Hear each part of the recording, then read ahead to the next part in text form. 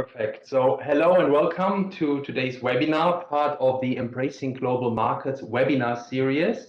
My name is Thomas Steyert. I'm working for an executive agency set up by the European Commission in order to help startups and small and medium-sized enterprises to grow and innovate. Today's webinar is supported by the Enterprise Europe Network, and before we move on to the actual webinar, I would like to briefly introduce what the Enterprise Europe Network does and what we are offering to businesses. In a nutshell, we're helping businesses to innovate and grow internationally. We are providing a huge variety of business services related to internationalization. That means first-hand market information, but also helping companies to benefit from preferential trading terms under free trade agreements. We help companies to engage in international technology transfer, but also to enhance their innovation management capacities. We are offering a business, technology, research and development partnering services, and our network advisors, some 3,000 in fact in Europe and beyond European borders, are offering also vital information, crucial information on regulations related to the European single market. Naturally, we also help companies to access finance, finding equity investors, but also helping companies to benefit from funding via EU and innovation research programs. If you believe that your company can or could benefit from such services, reach out to us. Our official contact points are listed on our public Enterprise Europe Network website. But now I would like to put the spotlight on today's webinar on doing business in the United States and everything you need to know about the US life science ecosystem. So we will offer you a better understanding on the US medtech, biotech, and life science marketplace, as well as ecosystems. We will introduce the main players in the local ecosystems, and we will outline how the US life science market differs from the European Union. We will also highlight key legal issues related to patent applications as well as FDA approval processes, and we will outline potential routes for your business into the US market. So now I would like to give the floor to Yvonne. Yvonne is our official network partner in the United States, in New York, in fact, for the European American Chamber of Commerce, and Yvonne will be moderating today's webinar. Yvonne, the floor is yours. Thank you, Thomas. Good to see you. And I have to say, we are the network partner together with our Texas chapter and the chapter in the Carolinas. So it's not just me. But welcome everyone to another installment of the EACC Specialty Workshop Series, which we specially created for our colleagues at the EEN Network and our counterparts on the other side of the Atlantic. My name is Yvonne Bendinger-Rothschild. I'm the Executive Director of the EACC in New York, and I will be the host and moderator for today's event. The topic, as Thomas outlined, is about doing business in the US, and specifically when it comes to the US life science ecosystem. And our conversation partners for today's program include Jerome Jeffrey. He's the CFO and Chief Digital Officer of Silcare. Jerome has a 20-year record of capital raising in the life science industry, including IPO, investor relations, strategic planning, and organizations of scale-ups. Besides finance at CLA, he's also responsible for the digital transformation and business outcomes at Silcare. We also have with us John Joshua. He's the Director of Business Strategy and Operations and Global Strategic Partnerships at Northwell Health. John is an experienced healthcare leader with a demonstrated history of working on both the clinical and the leadership roles within the hospital and healthcare industry. And in his role currently, he oversees the International Business and Pharma Ventures Program, which is a part of the Northwell Global Strategic Partnership Group. We also have with us Ned Meager. He's a partner at Carter DeLuca. Ned has expertise in all phases of the U.S. international patent, trademark, trade secrets, copyright prosecution, and he advises clients who are involved in building IP portfolios, and he's directly involved in the management and licensing of IP assets for emerging business clients. So the perfect match for our conversation today. And to get us started, it's a brave new world out there when it comes to the medtech and biotech life science marketplace in the US. I start with Ed. Who are the players, and what's the best way to engage them? Just like very high level. Well, who are the players? The main big players in the industry are, I mean, the big pharma companies. Obviously, the big players are. We have one of the people that's going to be speaking. Northwell Health is probably one of the biggest players in the Northeast. Of course, you have one of the biggest players in Europe is Teva. You have Medtronic. You have Ethicon. You have. You're breaking up a little bit in the Oh, I'm background. sorry. You have Ethicon Endosurgery. You have Intuitive's coming out with some robotic surgery implementation.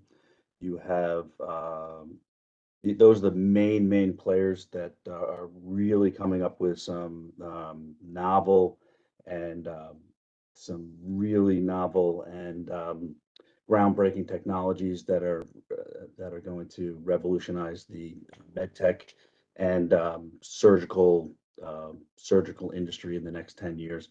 And as far as pharmaceuticals, Teva is the largest generic pharmaceutical company in the world.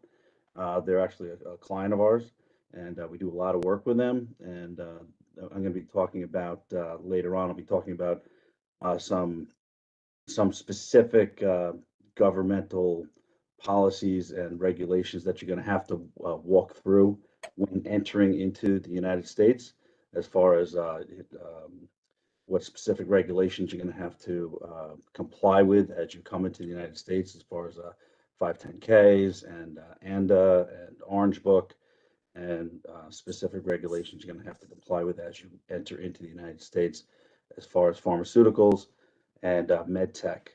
So we'll walk through those regulations. Those are regulations if you want to bring a product to market. Yeah. So those And are in specific. terms of,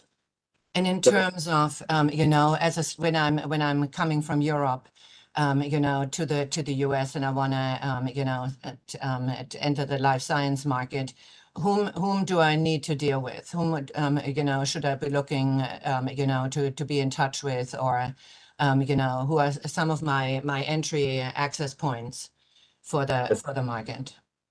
As far as companies or government agencies? Agencies. Agencies, well, you're going to FDA, of course. You're going to have to comply with them if you're going to. FDA is probably the biggest one, because if you're going to be bringing any sort of pharmaceutical into the market, you're going to have to comply with FDA regulations, of course. If it's a med tech device, you're going to have to. It's a class, either a class 1, 2, or 3, or if it's a de novo device, meaning if it's a new device that nobody's ever seen before, you're going to have to walk through those regulations and establish or go through the 510K process. If it's an abbreviated new drug, it's an ANDA regulation, or if it's a new drug, you're going to have to apply for those. And those are application processes, which are not complicated, but they're long, drawn out processes that you're going to have to go through. If you're have any sort of electronic in your device, you're going to have to go through Underwriter Laboratories. So that's another agency you're going to have to go through the United States. If it has any sort of environmental aspect to it, you're going to have to go through the EPA. If it has anything to do with the coast of the United States, you're going to have to go through the Coast Guard or the Army Corps of Engineers. You're going to have to get approval from them, believe it or not, which is really On the life science sector. And if it's a drug that's going to have anything to do with the ecosystem in the United States, you're going to have to go through the Army Corps of Engineers, believe it or not. You're going to have to get approval from them, which is kind of weird, but they have to sign off on it. Fascinating. I just went through that, so it's pretty weird. Fascinating. Yeah. John, broadly, who are the players, on the, less on the corporate side, but in the life science ecosystem? Sure. I mean, just echoing obviously what Ned mentioned, and thank you for the shout out there, Ned. Northwell Health, obviously being one of the largest hospital systems in the Northeast, especially for those who don't know the name, we are the largest health system in New York State. We span all 5 boroughs, Long Island, Westchester County. And also with our newly announced partnership with Nuvance Health, we are expanding up into the Connecticut region as well, which now gives us a total of 28 hospitals, over 90,000 employees, and expands our service area to over 12 million patients. Our team actually understands the complexity of that broader ecosystem, and especially accessing a large hospital system is quite challenging. Our executive director, Elaine Brennan, who came from the world of pharma and led life sciences for the Irish government, actually understood this very early on and established our program, or group actually, to have a streamlined access point for all international companies looking to engage with a large health system. We are effectively that one-stop shop for you guys to access the broader infrastructure that exists within the hospital system, whether that be clinical trials and pilots, venture investment, or commercial agreements. We support that all through our intake process and our evaluation process as well. Yeah. And Jerome, what were your entry points in the US? Yes, so we have two kind of entry points. So the first one, of course, is we are doing some R&D activities in the US. So what was important for us is to identify the strategic partner and to define who will be the partner to work with in the US for some specific services there. So, and this is today we identify and we are working with the best service provider in the US for preclinical activities, which is CBSET. So what was very important for us is to find first this right partner to build an alliance. And then after we will come in the US and we are looking for investors, because also this is also something very important when doing life science. And there is a huge, vast number of VCs where you need to contact them. So it's broad, let's say, broad approach there. Yeah, and obviously, when you're connecting with when you're trying to connect with the VCs, you need to be part of the local ecosystem in order for them to take you serious. Yeah, clearly, and as a European company, you should really build strong and reliable partnership with the investor. So, and to do that, you need to come, explain your business case. You need to spend time, be connected with the ecosystem, with the network. You need to attend several conferences. People need to know you and know your company, and then you can start to discuss about investment. But as we all know, doing business in the US and anywhere, somewhere, you need to understand the market and you need to be connected with the ecosystem. It could be through Boston ecosystem, through New York ecosystem, in the West Coast also. And so you have a variety of let's say, of opportunity to meet investors. Mm. And the thing is, what I love about Silcare is you're equally engaged in the European market as you are in the US market. So, I mean, how much business, would you say in terms of percentages, are you doing in Europe and your business activities in Europe versus the US? So it's true, it's quite equal, depending years over years, but basically it's about 50-50. Really, some years you have more US, some other years you have more rest of the world. So it's quite balanced, but in average, you can say about 50-50. Yeah, I wanted, to just make not a personal remark, but a remark due to my what I'm seeing when companies are coming in. When companies expand, especially in the life science sector into the US, that doesn't mean that they stop activities in Europe. To the contrary, it's an augmentation, it's an add-on to their activity to, for partnerships, and which is what I'm seeing the most. European companies looking for partners in the US. And I'm just out of curiosity, John, how do you see that in your daily activities at Northwell? Yeah, so through our international business program, we work with over 20 different countries, and a large concentration of that are with the European companies. And the three things we always drill down on and making sure that these companies, when they are coming up and approaching us, they're really understanding the broader market. Health systems like Northwell Health, we are large entities, and oftentimes they need to make sure that they have the resources and infrastructure to support companies or organizations of our size and scale. Also understanding that we operate in a large metropolitan area, which obviously our needs might be quite different from those that serve like rural patient communities as well. So understanding those nuances are very important. Also understanding kind of the impact that your solution has to our overwhelming infrastructure. We're always mindful of impact to workflows, integration requirements, and there's a larger move away from point solutions into more platform plays that really look at the whole problem as a whole when engaging with healthcare. And lastly, I would say looking at cost is quite important. Unfortunately, today, Northwell or the United States is actually quite still fee for service, and obviously there's a push for value-based care, but understanding your impact to reimbursement as well as existing revenue streams is quite essential, especially since hospitals have razor-thin margins as well. Yeah. And Ned, when you talk to companies for the first time, what do you focus on the most in terms of helping them understand how the U.S. Life science ecosystem is different than what they have seen in Europe? So first and foremost, What stands out there? yeah, when I'm dealing with European companies and companies from the get-go, the most important aspect of my job is to explain to companies that it is imperative to get representation as early as possible, because I mean there's a million adages. You can't put toothpaste back in a tube, loose lips sink ships. I mean there's a million of them, but I can't. It's very difficult for me to go back in time and correct problems. So the earlier I get involved, the better, because in Europe, as soon as somebody says something out loud and discloses an invention, all your foreign rights are lost in Europe. That's not the same in the United States. The United States is the only place where you have a grace period of 1 year. So if I'm out giving a Shark Tank, one of these Shark Tank competitions, and I disclose my invention, my European rights are shot. Okay, so I can never file in Europe, for example, but I have a 1 year grace period. So I hate these Shark Tank competitions, for example.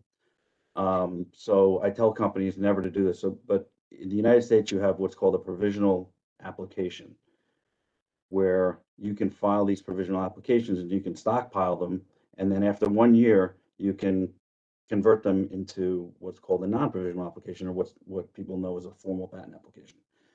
So the United States patent practice follows a normal R&D curve, where you have a 31-month period to follow an R&D process to bring a product to market, which is what the U.S. patent system has been developed for. So as far as the European market is concerned, it's not designed as well as, I don't think it's designed as well as the U.S. market is concerned. So the earlier I get involved, the better, because I can develop a true patent portfolio strategy, and I can advise earlier, and I can not only develop a patent portfolio, but I can advise on how to commercialize that product and really develop a strategy to bring a product to market.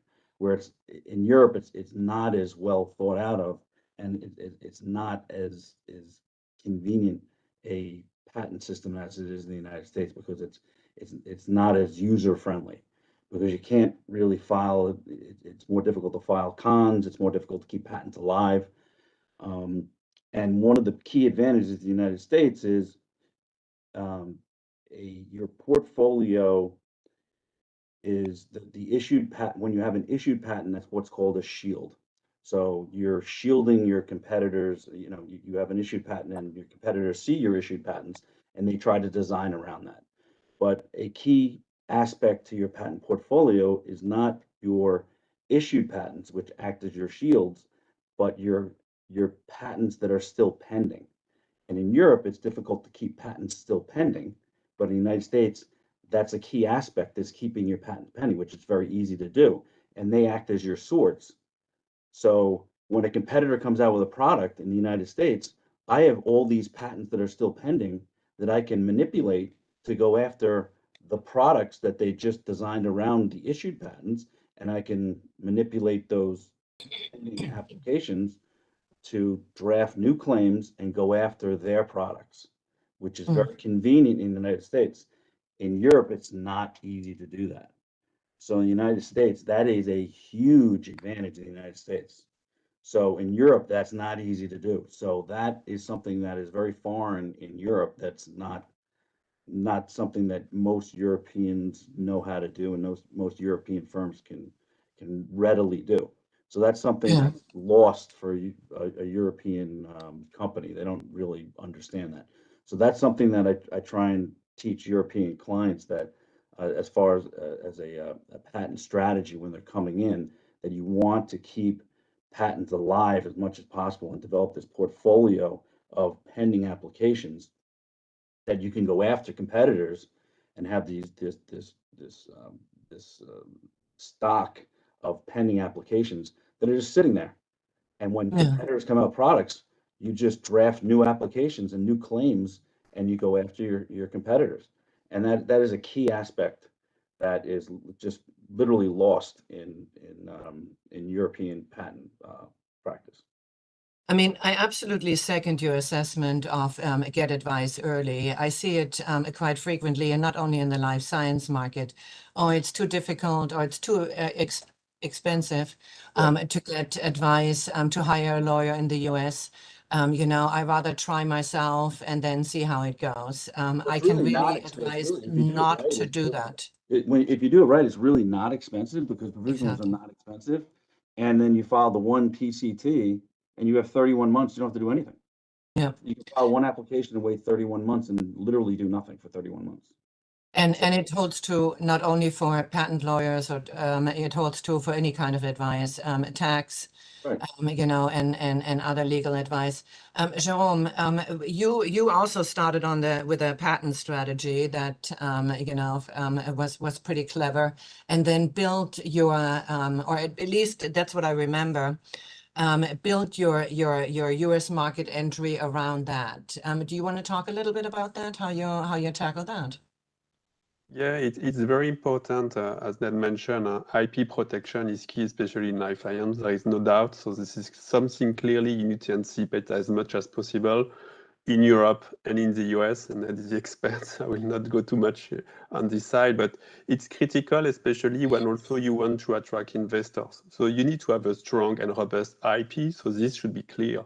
But what also is very critical when you're dealing with US investors compared to maybe more in Europe, this is market access. And sometimes when you are developing drugs and you are not thinking too much about your market access strategy, but your market strategy will be depending on your results of your clinical studies and so on. And this is the second thing, I think, is from the beginning, you need to be clear about your market access to attract and to better explain your business case and make your business case more credible in front of investors. So having also this kind of advisory is super critical, on top, of course, of other consideration, how you will manage your supplier in the US, how you will deliver your clinical strategy in the US, how you will also, the other very important point is how you will deal with regulatory agencies, because this is also something you need to anticipate. You cannot go like that and see the FDA and say, guys, I have a product and I would like to launch it. So this is also very strategical to identify how to deal with this kind of agencies. So IP, regulatory agencies, And of course, market access are some things that you have to, especially if you want to attract investors from the US, be super clear. And you need to have that all lined up, and you need to have somebody to bounce this off of. Yes. Either a partner, you know, that you identified in the US, or advisors. John, on your side, what do you see? You know, some of the misconceptions that European companies have when they come to you. Yeah, I think it's very important to understand that, you know, as I mentioned before, hospitals have razor thin margins, and we really see that sales cycles can take over a year, sometimes 2 years plus. And our team was designed to really serve as that singular entry point. And oftentimes hospitals are always considered an afterthought, or usually the end customer. And we really work with companies early on in that process. Those sales cycles can be extended due to a number of different reasons, whether it's the value access committees, the legal IT security reviews, the procurement negotiations. Our team really works to kind of meet with every single one of these companies from the outset. Our intake process really drills down on kind of the key value to a health system. Our team is also comprised of both business and clinical folks, so we really understand the needs of a health system when talking to a company, and making sure that we look at a top-down approach when making that decision. We bring the decision makers from both clinical and administrative sides to kind of meet with the companies and understand the commercial viability of that company from the beginning. And then also making sure that we partner with them throughout their entire life cycle of engagement with us. Not even if we say no to a company, it's never the end. We will look for future opportunities for that. But, you know, making sure you're aware of the market, understanding the cost, understanding the impact to clinicians, to infrastructure, to technology, that's really important, I think. And we spend a lot of time with companies doing that. Yeah, I want to drill down a little bit, and that's why it's called Northwell Strategic Partnerships, because it really is a partnership. True. Yeah, and that's also the way to approach you know, especially the life science sector. I want to get into some detail in this context, some more detail in this context. The various routes for market entry. So going through a payer system or business to consumer products. Ned, do you want to start us off on this? Yeah, so Just outline the different routes that companies can take.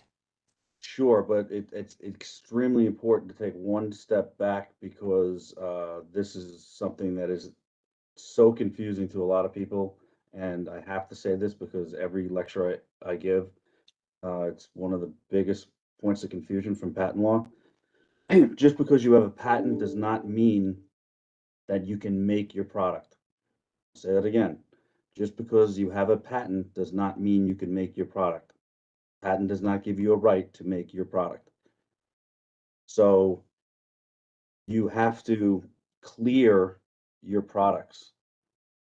So when you come to the United States with a product, you have to get an opinion that your product does not infringe other patents. So that is important, that you hire a patent attorney in the United States to do an infringement study, a right to use or freedom to operate study, that your product does not infringe other patents. Your patent does not give you a right to make that product in the United States. That is a huge point of confusion for many, many companies. Your patents have nothing to do with your products giving you any rights in the United States. A patent is an exclusionary right. It's not a right to do anything. So that's something that one has nothing to do with the other. Interesting. So, yeah, that's a big topic of confusion in my business. So what was your question? I'm sorry. The routes to market entry, going through a payer system. Right. So that's that number one, that's the number one route to market entry in my business, is to make sure that you're clear and that you can even come into the United States with your product. And then as far as you have to go through the appropriate government agencies to bring your product into the market. You want to go through those various agencies, or you want to go down that line yet, or no? What Yeah, agency? but then how about you know, going through the hospital system, or going through the pharmacy system, you know, selling directly to the consumer? Well, I don't really deal with I mean, my business, I don't really maybe the other guy, one of the other guys can answer this question, because I really wouldn't get into those aspects. I mean, Yeah, I can certainly chime in on the hospital side. I mean, yeah, absolutely. typically we don't have a direct to consumer kind of vertical. Again, not to say that we won't look at it, but most hospitals don't typically have that. We do have our retail pharmacy called Vivo, where we are looking at different solutions. But you know, it really has to. We look at the patient impact at the end of the day. If it is a value add to them, we will definitely consider it and take it through the same channels we'd evaluate any other solution. Yeah. And the I think we covered the other issues in this context. I mean, one thing that we discussed earlier is really, and I think Jérôme addressed that already.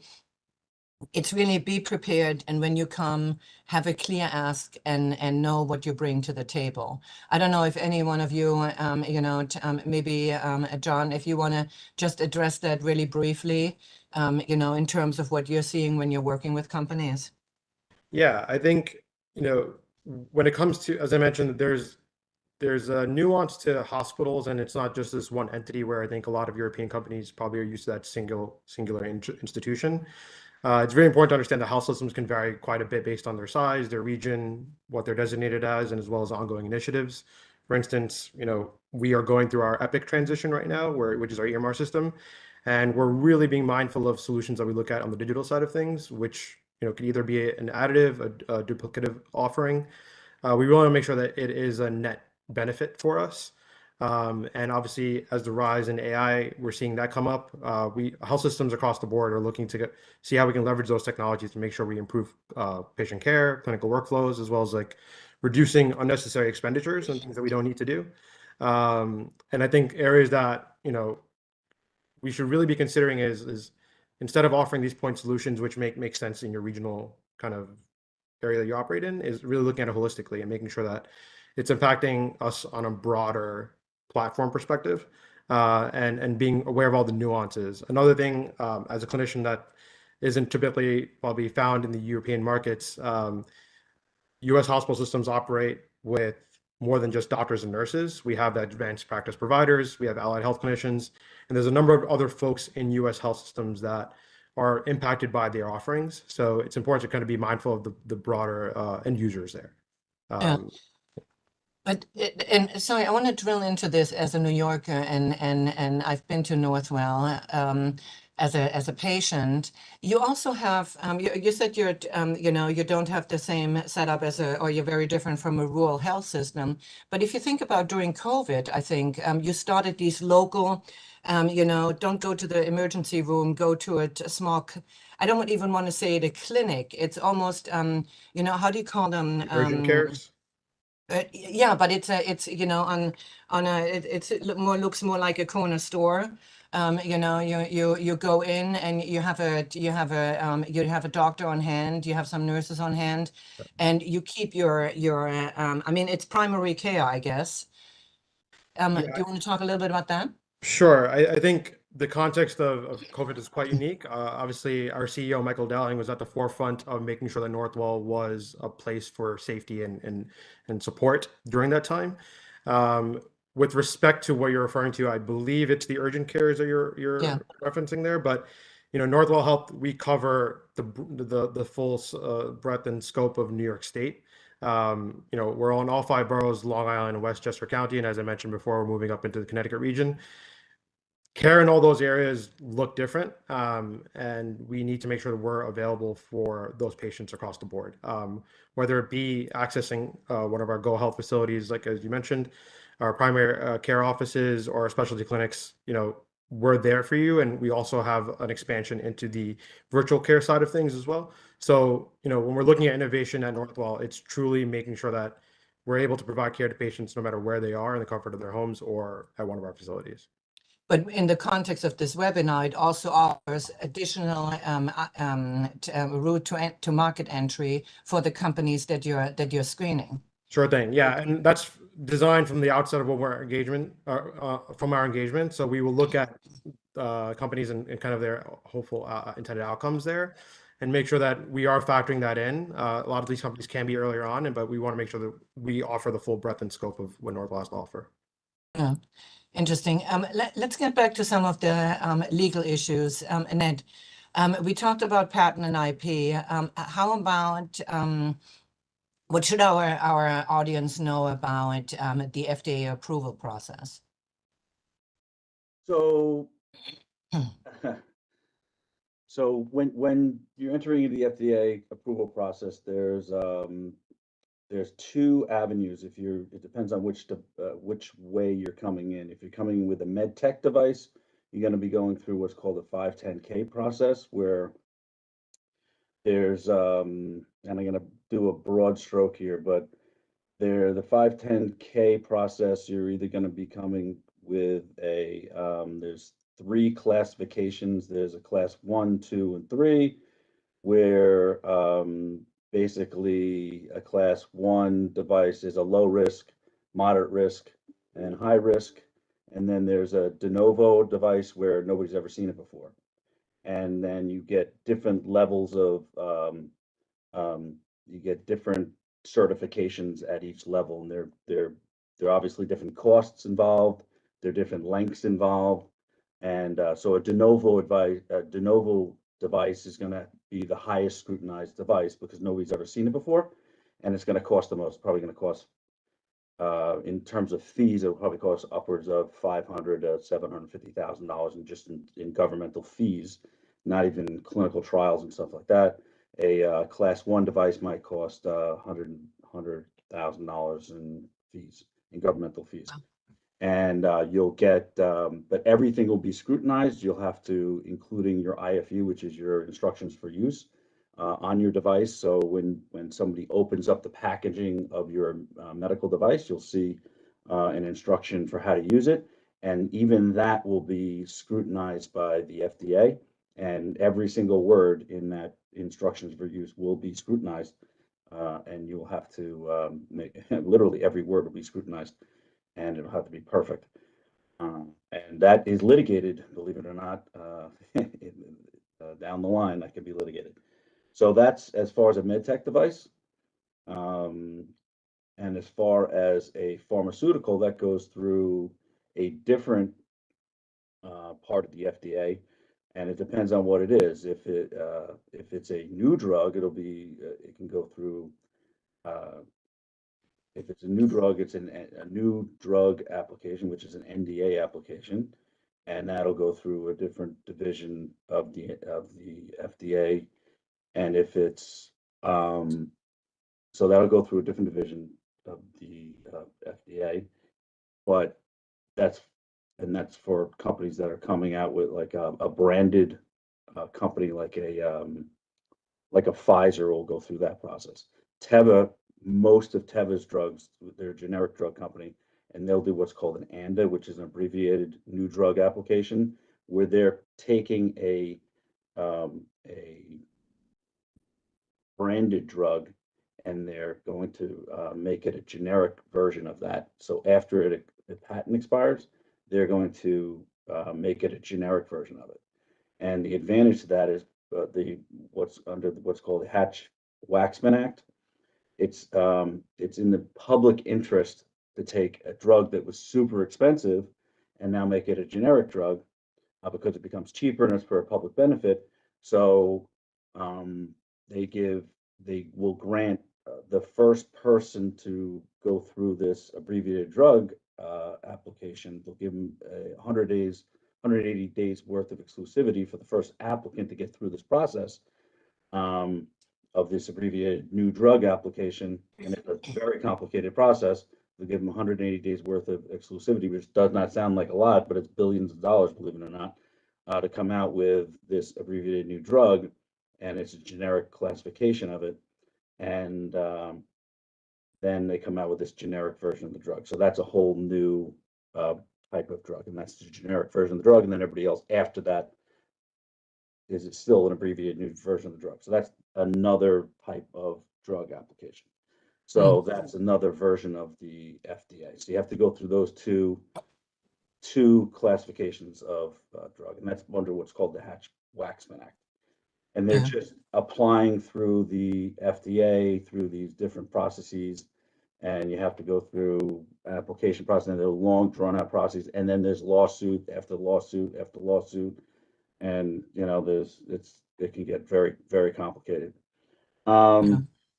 And those are the two big ones. Then there's if you have any sort of electronic, you have to go through underwriter laboratories, as I said, which is basically just a lab that tests your electronic portions of your device to make sure it doesn't blow up.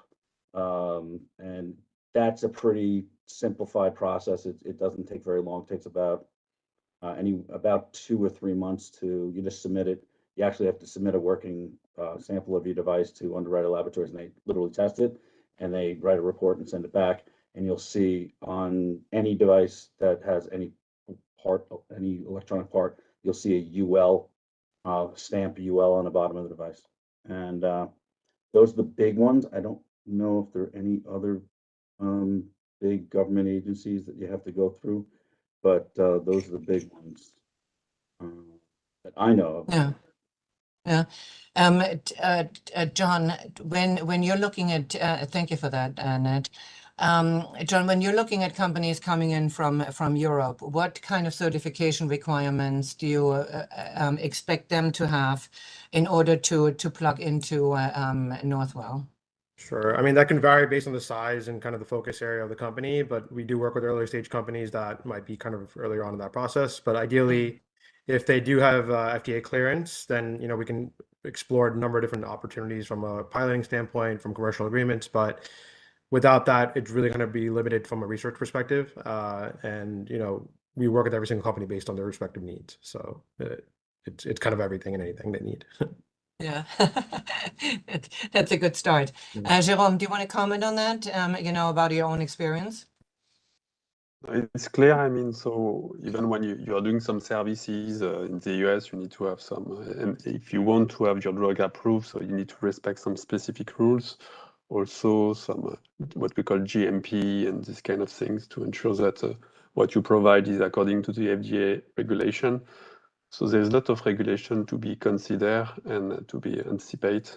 So this is also something critical. Yeah. Good. So let's move on to raising venture or other funding in the US. Do you wanna start out, because Jérôme, because you're really the one who has done it? Yeah, no, I How think was it? yeah. So it's tough, like any kind of fundraising in Europe or in the US, and this is not exactly the same, but basically I will say the key principles are almost the same.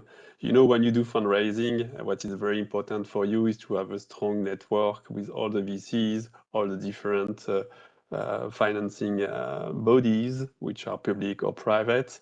And as I previously mentioned, so what is very important for you is to network through conferences. And so this is true in Europe, this is true in the US. You have massive, especially in the health tech, you have massive conference like Bio, which was in San Diego last beginning of June. You have the GP Weeks early in Jan, so in San Francisco. So you have a lot of conference where you need to attend. It's quite expensive, but it's important to build your network because nobody is really waiting for you.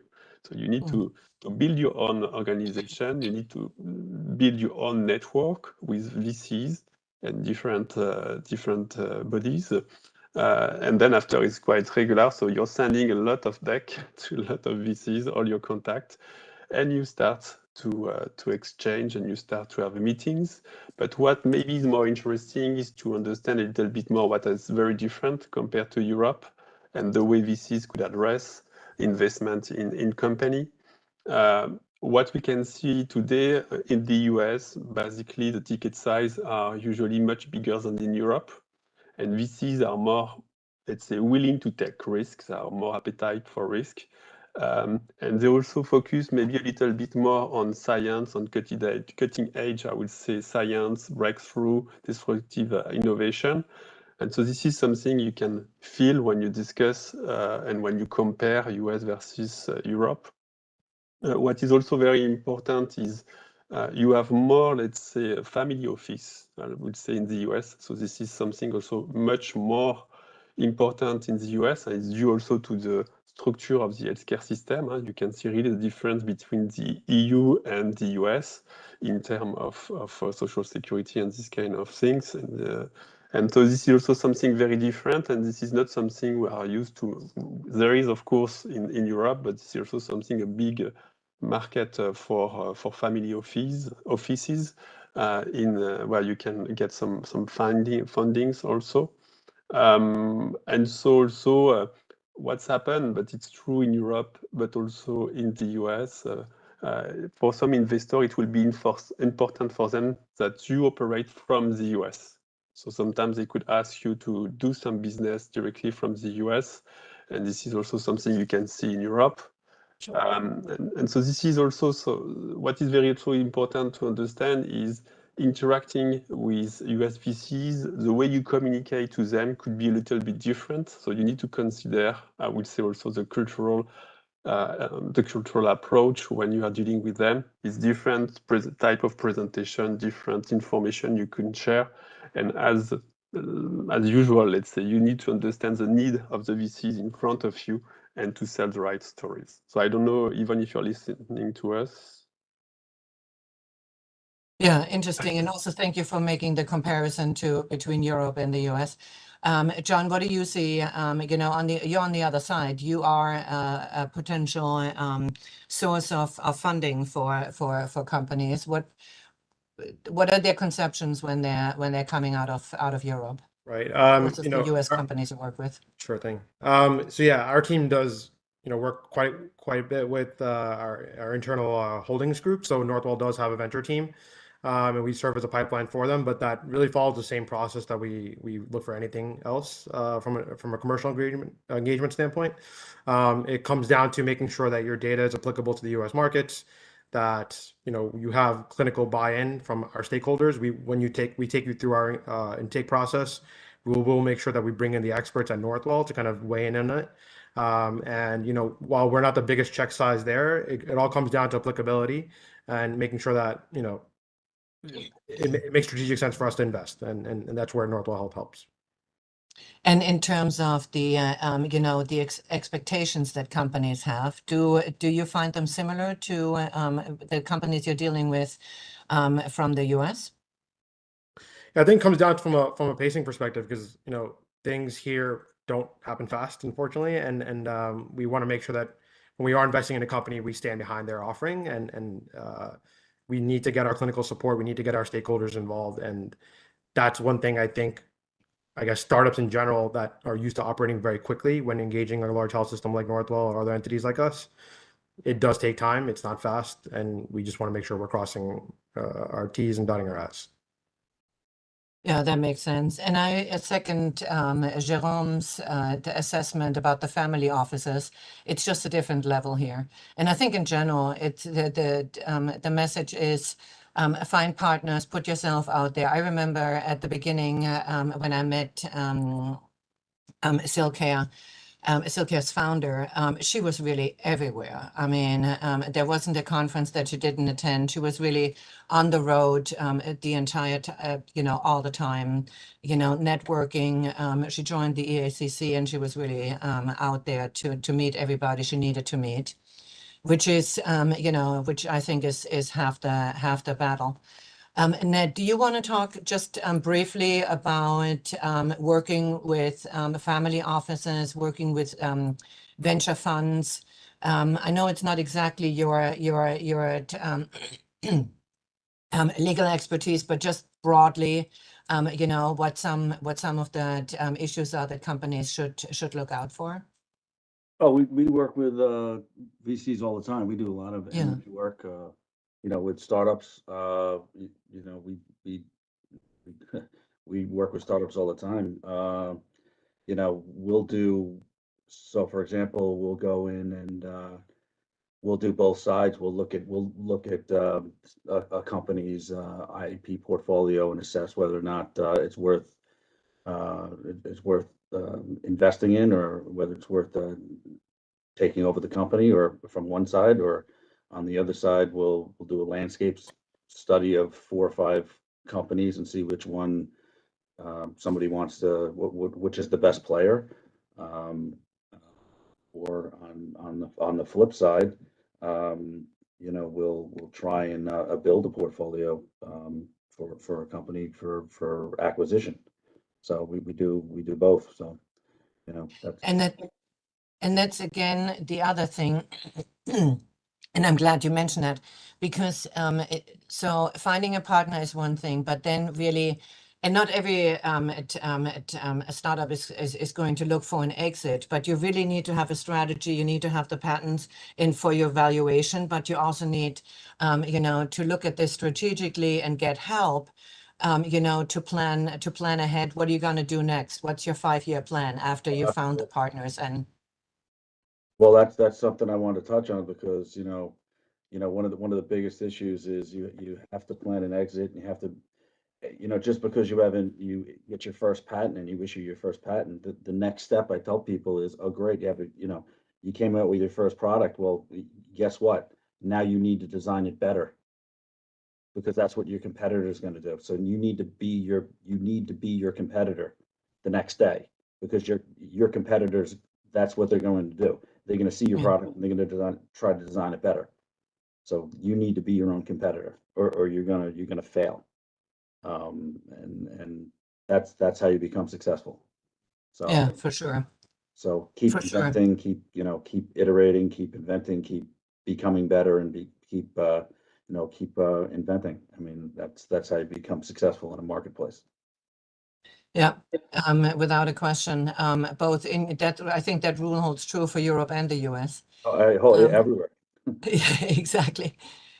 So let's we have about we have about 15 minutes left.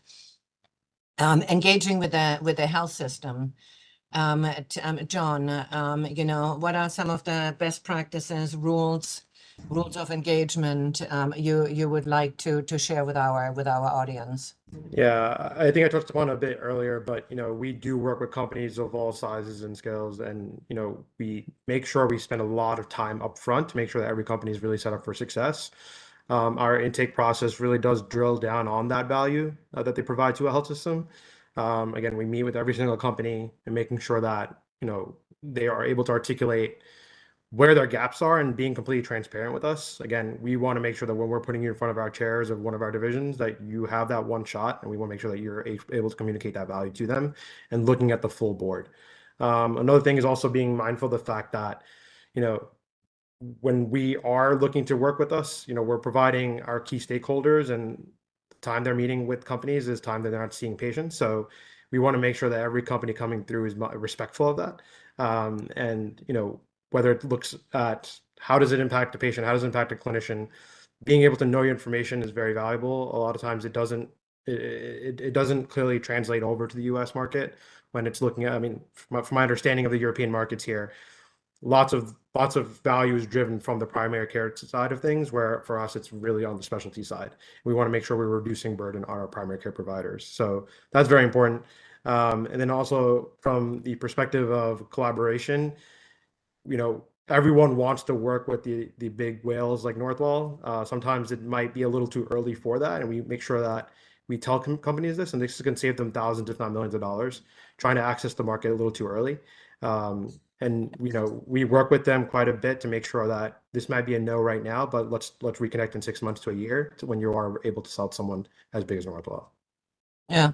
And then in this context, again, ask question, meet people. I mean, Jerome is nodding. Talk to people, put yourself out there. I mean, and even if like you said, John, just a minute ago, even if you say no, it doesn't mean that this is the end of the process. And I think this is really something for European companies in particular. Even if somebody says no on the first date, they still may go out with you. And I think this is a very, very important, lesson for partnering success in the US. Jerome, do you want to comment on that? Because you partnered with research facilities in the US. Yeah, and I think it's true, it's depending what you are looking for, but what is very important also is to find the right partner. And you need to consider seriously the size of your partner, because maybe sometime it could be fancy to partner with a big name, but at the end you are a low priority for them. So it's always important to find the right partner. Sometimes it's maybe more attractive to be with someone a little bit more like you, because you can really combine force and you are a priority for both of the organization. When you are dealing with top organization, what is super critical, and we faced that recently, you need to identify the champion within this organization, which will put your topic on the top of the lists. So if you are not able to manage that in big organization, you will waste your energy, your time, because you will ask again and again and again. It's true, a no is not a definitely no, but once again, when you are dealing with large organization, I was previously in very large organization, if you do not have a champion inside the organization, you will go nowhere. So this is also something important for startups. So find the right partner depending the topic. Sometimes smaller size is better than a big name, but then also within big organization or any kind of organization, a champion to put you on the priority list is super critical. Yeah, wise words. I totally agree. You need to find the right person in the organization. John, I just a minute on the system. I mean, Northwell has put up a pretty sophisticated intake system. Can you just like very high level give us you know, an overview of the process, and then also best practices that you want to share with our audience? Sure. Yeah. I mean, the intake process is just one of many different endpoints for us. You know, like I mentioned, we want to make sure every company is set up for success. So we meet with them to really intimately understand what their offering is. We have a series of different offerings and programs internally to help support companies from all sizes and sales. Specifically, you know, we have, I mean, for lack of a better term, we have cohort-based programs to support companies just entering the US market to really get an education there. Later stage companies that are ready to sell, we will support them on that pipeline for commercial agreements, for investment, as well as for clinical trials and pilots as well. So, you know, just make sure you're just educated on the market, understanding who you're working with, who you're talking about, and really understanding end to end how your product is going to impact us from a hospital perspective. Again, we understand that you might not have all the answers, and we're happy to help you on that. So, you know, reach out to Yvonne, and you can hopefully collaborate with us, and we'd love to kind of just start that partnership. Yeah, great. Ned, I wanted just you know, address something that we discussed in the preparation. FDA approval, we've covered that, but how far can you go without an FDA approval? You could go pretty far with FDA approval. It just depends on what level of tolerance that your partner has in the US, right? And who you're partnering with, because they're going to have to pick it up, right? So, you know, somebody's going to have to pick it up along the line. You can get a patent, right? A patent is going to have nothing to do with the FDA approval. But somebody's eventually going to have to pick up the process, because the FDA approval is going to have to do with the product. It's not going to have to do with the patent at all. Right? So the product is going to have to be FDA approved, not the patent. Yeah. Can you would you advise or is it even feasible to enter a partnership without having the FDA approval, or are there legal challenges? It would just be a contract, and you know, you might want to do that because somebody might have expertise in the US of obtaining FDA approval. That's certainly feasible. You know, it might be advisable because there might be a company, if you're in Europe and you have no expertise whatsoever of the process, you might want to partner with somebody that knows how to go through the process. So that might be advisable, because it's a very difficult process. It's not an easy process at all. And it's going to be time consuming. It's going to be difficult. If you don't know how to go through it, you're just going to be spinning your wheels. It's going to be very, very difficult. But one of the things I want to touch upon, just but you asked the question before, there's a drastic difference between patent prosecution in the United States and patent prosecution in Europe. And patent prosecution is drafting a patent in Europe and drafting a patent in the United States, there's very strict guidelines in Europe, especially the UK.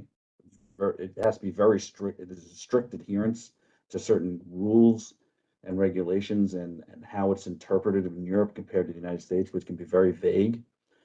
And how a patent is interpreted in the US versus Europe, as far as how the examiners adhere to it. So, in other words, when you're drafting a patent application in Europe, most patent examiners, most patent attorneys don't go outside the bounds of the invention. They'll say this is the invention, this is only the invention. Where when I draft a patent application, I will go and say it can be done in other ways. So in other words, if I'm drafting a patent application to a lighter, I'll say here's a lighter, and this is not just the best way to do it, but there are other ways to do it that are cheaper, that don't work the best way. There are alternative ways to do it. In Europe, they'll just say this is the only way to do it. There might be one or two other ways to do it, and that's not necessarily better. It's not necessarily better. So it's extremely limiting in Europe how they're drafting applications over there, because it has to match. And so when those applications are coming in from the United States, coming in from Europe, it's difficult to get broader claims. So usually you're limited from applications coming in from Europe versus from the United States going to Europe the other way. So I think drafting an application in the United States going to Europe, you have a better chance of getting broader claims than vice versa. So does that tie in with what you said with the pending patents, that you buy yourself some flexibility doing that, or what's the legal thinking behind that? You just sort of do, because I'm just, and I'm not knocking European patent the way they draft claims. It's just they're just used to drafting claims and not going outside the box, because the European patent examiners, they're just not used to flexibility over there on how their claims are interpreted. Where in the United States, the patent examiners in the United States are more flexible, and I'm used to drafting claims where I have more flexibility with my claim drafting and with the U.S. patent examiners, so I can go outside the box a little more, and they can be interpreted a little broader in the interpretation, because there's something called the doctrine of equivalence over here, and there's all sorts of legal principles over here that I can interpret the claims broader. So where in Europe they're interpreted a little stricter. Interesting. So I think it's better to have the claims drafted in the United States and go to Europe versus the other way around. And we deal with I have a lot of European clients that have claims coming over here, and I'm deal with it, trying to prosecute their claims in the United States. It's very difficult. So I'm just making Interesting. just making that point. Yeah, fascinating. So just we have a few more minutes. What went well? What went wrong? Does anybody who wants to start on just some examples from your own experience of entering the life science market, things to do and things not to do? John, do you want to start? Sure, there. Yeah, I mean, I think the key thing is, especially when we see this all the time with companies, they'll engage a provider, and oftentimes there's a lot of enthusiasm with those physicians or different groups. Ultimately, they may be clinically aligned, but ultimately they are not the decision makers at the enterprise level. So we, as an organization, try to work with companies to really get that top-down approach and really get all the decision makers to that conversation early, to make sure that we're looking at it holistically when looking at engaging with Northwell. One such company I could think of, as I mentioned, we offered a series of different programs, specifically for immersion into the U.S. market, but also into the health system environments. Was a company called AI Doc, and I'm sure it's pretty popular name now, but we met them a couple of years ago, and they had we had matched them up with the clinical group that was quite open to innovation and really kind of collaborating with them. This company had, a great offering. It looked at improving our workflows, seamless integration, and that resulted in a successful pilot and then a series of other pilots. And ultimately now they've rolled out across 17 of our other hospitals. So that's a great example of a company that's really understood the market, understood the needs, and really worked with us collaboratively. And we worked with them quite early on. So that's a good example of one of the companies we worked with. Interesting. Yeah. Jérôme? Yeah, there are two sides. One is very important in terms of people management, people retention. When you're doing business in the US, you want some continuity of business. So it's very important to take care of your people there and to ensure, despite the headquarters could be in Europe, you have good interaction with your people in the US. So this is super critical. The second thing is to learn, and as John mentioned, sometimes you receive a no, and you have to listen also the customer in general, but also the investor. So it's super important to do the follow-up and to listen and to integrate. And when you come back to them, you do, okay, we understood what went wrong the first time, but this is the answer to all of your questions. We are doing better in terms of market access or any kind of question you may have. So it's really doing business, not limited in the US, but in general, is you need to keep continuity. You need, once again, it's part of the networking, it's part of the interaction, and to build the confidence through the year. Yeah, I couldn't agree with you more. I mean, it's really all about the follow-up, staying in touch. And even if, if you're working and end up already working with somebody or not, you need to keep the conversation going. That's for sure. Ned, any last words on best practices? The best story ever. Loose lips sink ships. Ready? Shark Tank competition. This is about 8 or 9 years ago. So I was representing one of my largest clients, and they wanted to enter into a license agreement with somebody that won a Shark Tank competition. And we're about 3 months into negotiations. We're going to pay $8 million for this license, and we're pretty much finished with the license agreement. And we're almost done. We're going to sign the final papers. We're with the attorneys at the table, and the inventor's there, and he says that when he entered the first competition a few years back, and he was presenting at some conference a few years back, and he was showing his invention, blah, blah, blah, blah, blah, blah, blah. And we didn't say anything. We just sat there, and everybody left, and we all looked at each other.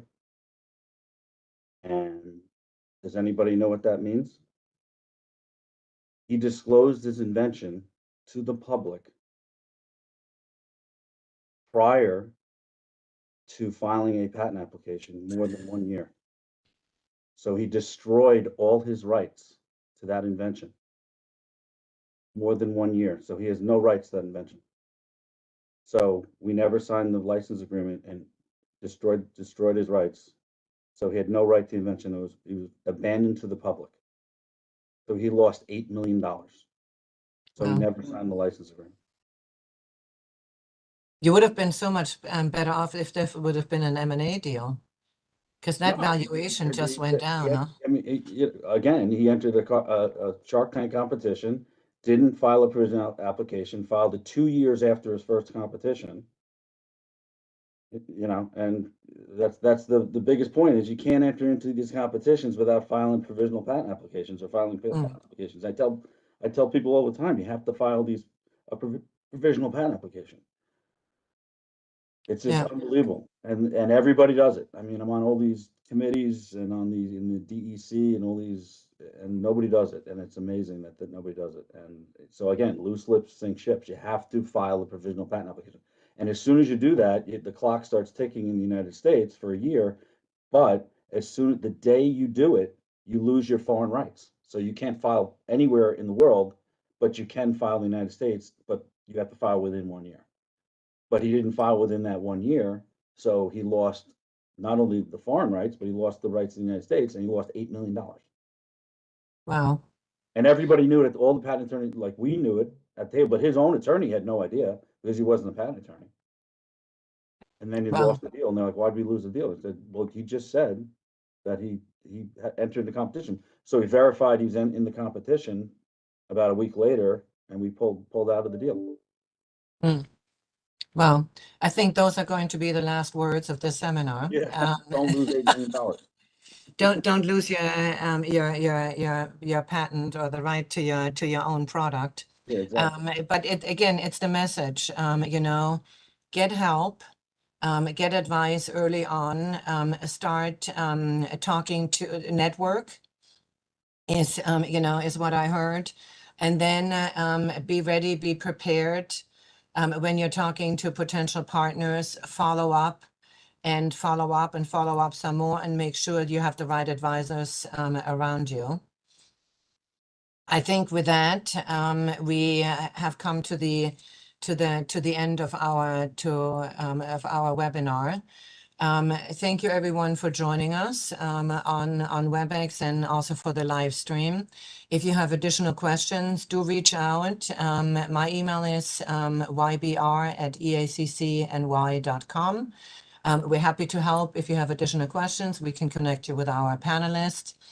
And it's been, Thomas, it's been a real pleasure to work with you on this, and Elfriede. And I'm looking forward to our next workshop, which is scheduled for September 19th. It will cover doing business in the US, what you need to know about US import and customs issues.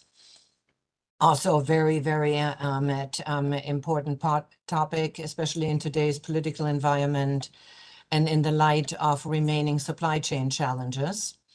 If you would like us to create a workshop for you, especially, we can help you with that. We offer special educational programs on a variety of subjects. You can find some samples on the EACCNY website. And with that, thank you to our panelists. Very, very interesting. Thank you to the EEN network, and have a wonderful day. Thank you. Bye. Thank you very much, Yvonne. Thank you, everybody. Thank you. Thank you very much.